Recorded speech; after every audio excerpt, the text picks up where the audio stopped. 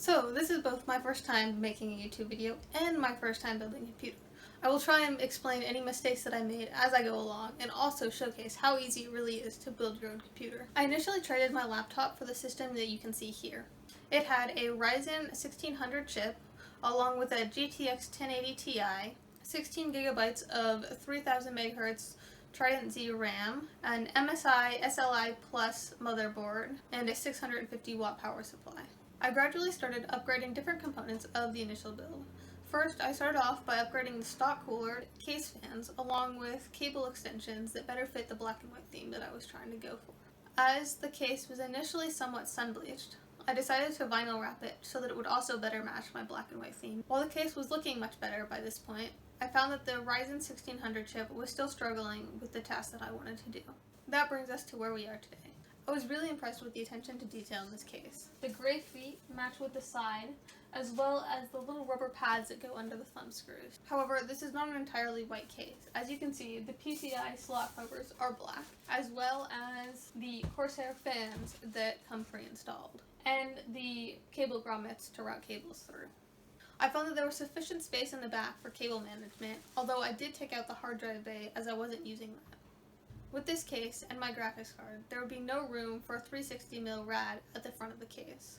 There also wouldn't be space for a 280mm RAD at the top due to the motherboard that I chose.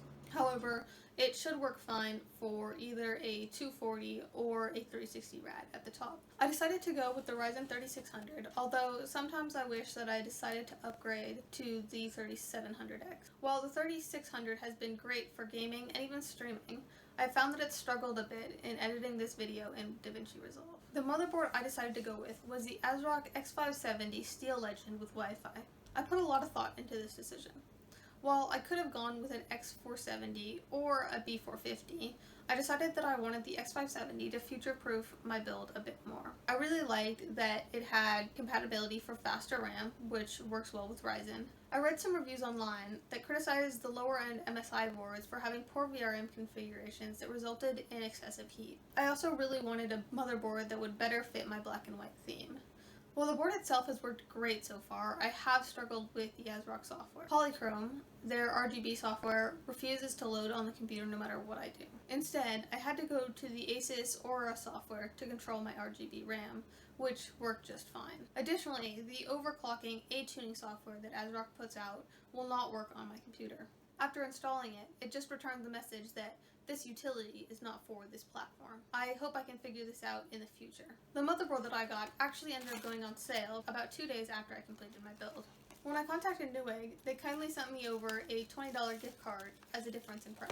With this $20, I ended up buying a Corsair 120mm LL120 fan. I've really enjoyed working with this iFixit kit while building this computer. I will link it and all the other parts that I used in this build down in the description.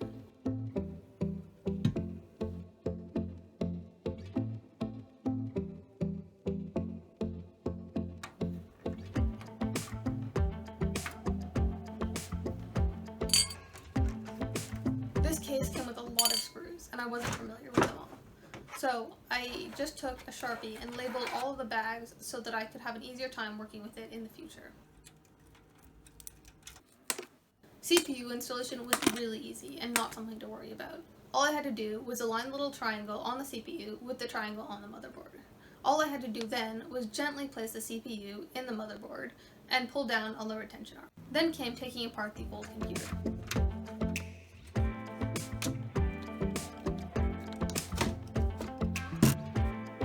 First, I unplugged the graphics card cables and unscrewed the brackets on the side of the graphics card. I then tried to remove the 24-pin motherboard connector. I had to wiggle it back and forth some, but eventually it did come loose.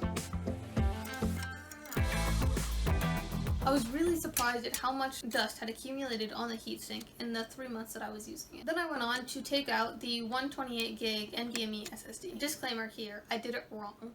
So, as you can see, the little gold pins here should not be visible, as they are in this video clip. Instead, you need to insert the NVMe drive at a steeper angle so that it goes all the way into the socket. A really big shout out to my mom here, who sent me an early Christmas present of a 1TB NVMe SSD to put in the new build.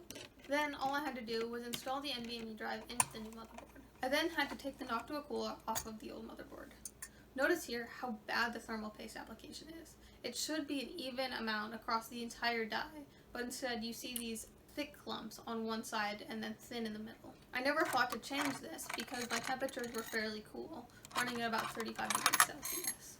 I guess this is just an tribute to how well the Noctua coolers really work. I unscrewed the brackets on the old motherboard, and then also unscrewed the brackets on the new motherboard that were meant for the stock cooler. I then had to screw on the Noctua brackets to the new motherboard. I applied some thermal paste, screwed down the heatsink, and attached the fans to the heatsink. It was then time to remove the RAM from the old computer. Note the configuration.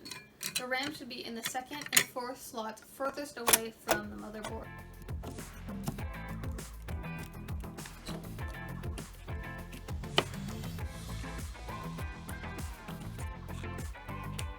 As with all new products, we then have to peel off the plastic. It was then time to remove the rest of the cables and move the power supply over to the new computer. It's harder than it looks to do this all one-handed. I will definitely be investing in a tripod if I do more videos.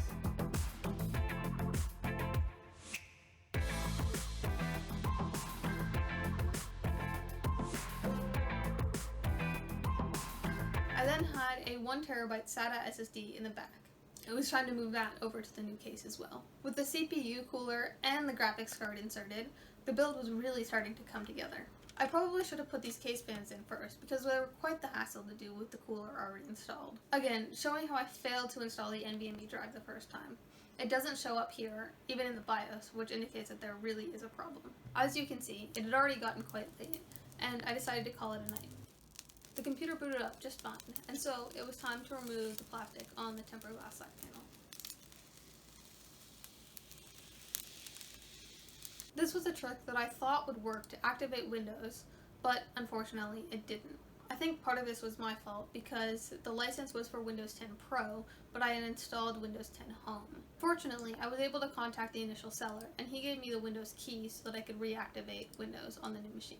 As I was throwing things away, I noticed this. The thermal paste I had bought, that was the 2019 edition, no less, had expired in 2016. I'm currently running in the high 40s to low 50s while playing games, so I haven't gotten around to replacing this yet, but it's high on my list of things to do. Overall, this was a really rewarding experience, and definitely something that I would do again. Cable management can be a bit of a hassle, but that's part of it. At the beginning, I was quite nervous about handling such expensive hardware, especially since I didn't have warranty on things like the 1080 Ti that I was reusing. However, in the end, it was essentially like building an expensive Lego set. For any of you at home who are thinking about building a computer, I would really encourage you to do so. Just take it slow, do your research, and watch lots of videos like I did. It really isn't that bad.